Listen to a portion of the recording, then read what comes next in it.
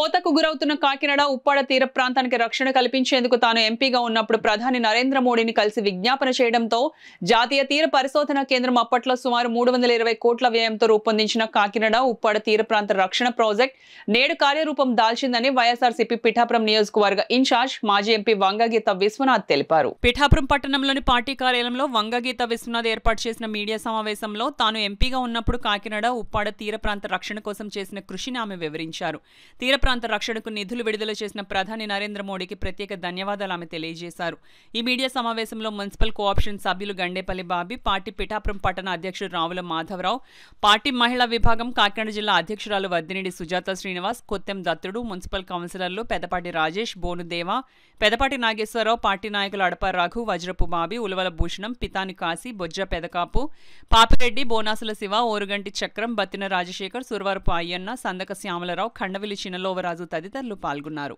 నాకు ఈ 2 రోజుల క్రితం నాకు తెలిసింది ఏంటంటే ఒక 318 కోట్లతో మన తీర ప్రాంతానికి సంబంధించిన ప్రొటెక్షన్ కోసం టెట్రాప్యాడ్స్తో ప్రొటెక్షన్ చేయడానికి ప్రాజెక్టు శాంక్షన్ అయినట్టు తెలిసింది. నాకు చాలా సంతోషమైంది. ఎందుకంటే తీర ప్రాంతాన్ని ప్రొటెక్ట్ చేయడం అనేది మత్స్యకారుల జీవన విధానంలో డిస్టర్బ్ కాకుండా ఉండటం, అంతేకాకుండా అక్కడ ఉన్న భూములు కావచ్చు, రోడ్లు కావచ్చు, అన్ని కోతకి గురి కాకుండా ఉండడానికి ఒక ప్రాజెక్ట్ అనేది నేషనల్ డిజాస్టర్ మేనేజ్మెంట్ నుంచి ఈ ప్రపోజల్ శాంక్షన్ అవ్వటం నిజంగా నేను చాలా సంతోషపడుతున్నాను. ఇది ఆ ప్రాంతానికి చాలా ముఖ్యమైన విషయం కూడా. అయితే ఇక్కడ నేను 2 విషయాలు ప్రస్తావించదలుచుకున్నాను. ఒకటి, ఇక్కడ నాకు తెలిసినంత, నాకు వచ్చిన సమాచారం ప్రకారం 318 కోట్లలో ఇంకా 2-3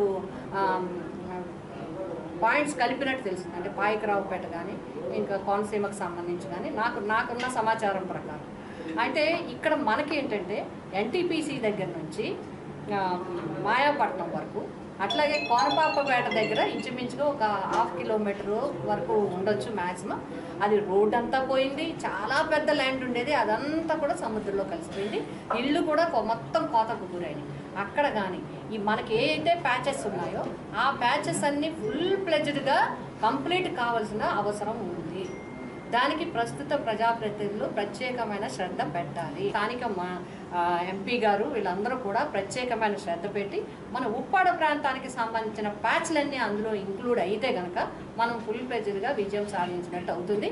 ఆ ప్రాంతవాసులకి న్యాయం చేసినట్టు అవుతుంది.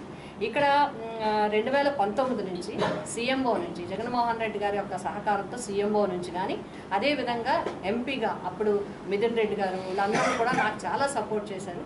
ఆ మంత్రులందరూ కూడా ఇవన్నీ కూడా ఆ రోజు టీముని తీసుకురావడమే పెద్ద మంచి మనకి అడ్వాంటేజ్. ఏంటంటే సైంటిఫిక్ టీముని తీసుకురావడం, ఆ సైంటిఫిక్ టీం వచ్చి మొత్తం అంతా రిపోర్ట్ తీసి ఇవ్వటం, దాని ప్రకారం ఈరోజు మనకి ఇవన్నీ కూడా శాంక్షన్ అయినాయి. ఇది మాత్రం చాలా చాలా చాలా ముఖ్యమైన అంశం శాంక్షన్ అయింది. కాబట్టి మేమందరం కూడా ఆ ప్రాంత ప్రజల తరఫున, మత్స్యకారుల తరఫున, ఆ తీర ప్రాంత వాసులందరి తరఫున హృదయపూర్వకంగా మోడీ గారి ప్రభుత్వానికి నేషనల్ గవర్నమెంట్ నుంచి, నేషనల్ డిజాస్టర్ మేనేజ్మెంట్ నుంచి ఇది శాంక్షన్ అవుతుంది కాబట్టి వారికి, హోంమంత్రి గారికి, ఫైనాన్స్ మినిస్టర్ గారికి, నిర్మలా సీతారామన్ గారికి మా హృదయపూర్వక ధన్యవాదాలు.